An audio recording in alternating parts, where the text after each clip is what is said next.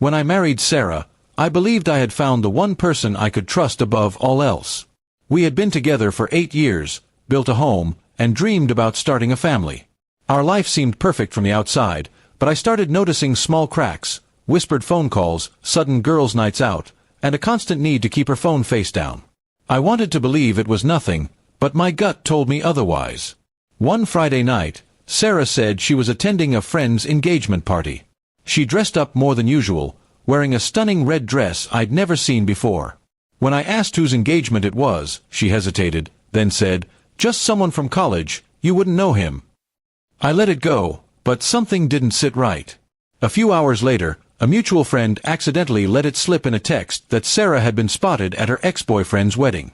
When she got home past midnight, smelling of wine and perfume, I confronted her.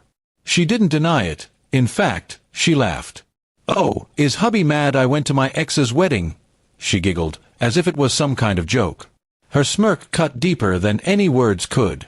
I realized then that this wasn't just about going to a wedding, it was about disrespect and betrayal. The next day, she acted as if nothing happened. She scrolled on her phone, humming to herself, while I sat in silence, planning my next move. If she thought I'd just swallow my pride and let it slide, she was about to learn how wrong she was. Over the next 2 weeks, I quietly gathered all the evidence I could. Screenshots of her texts with her ex, photos from the wedding, and even a short video from a friend showing her dancing intimately with him.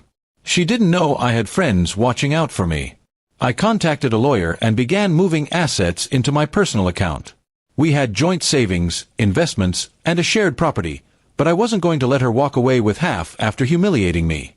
I also discovered she had been using my credit card for expensive gifts for herself, so I froze the account without warning. While she was busy laughing at me, I was quietly securing my future without her. I also spoke to her parents, not in anger, but with cold facts. They were stunned, especially when I showed them the video. Her father, a man of strict morals, shook his head in disappointment. Finally, I told Sarah I was going on a short business trip. Instead, I packed up all my essentials, closed my part of the joint accounts, and had the locks changed on the house. My lawyer filed for divorce the same day I left. She didn't realize what had happened until she came home and couldn't get in. I left a simple note taped to the door, "Enjoy the memories. I'm done." No arguments, no begging, just silence. The text started flooding in within hours, first confusion, then anger, then desperation. She accused me of being childish, but I didn't respond.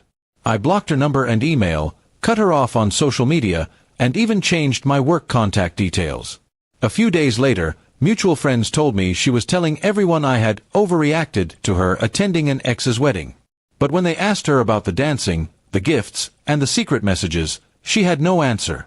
The truth had already spread, and she couldn't twist it anymore. I relocated to another city, found a small apartment, and started fresh. I didn't take much, just enough to rebuild my life on my own terms. It was strange at first, waking up alone, but it was also liberating. No more games, no more disrespect.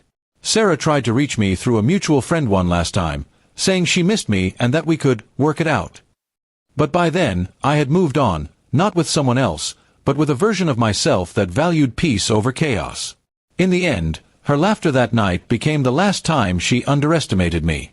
She thought I'd sulk, maybe shout, but I chose silence, action, and disappearance.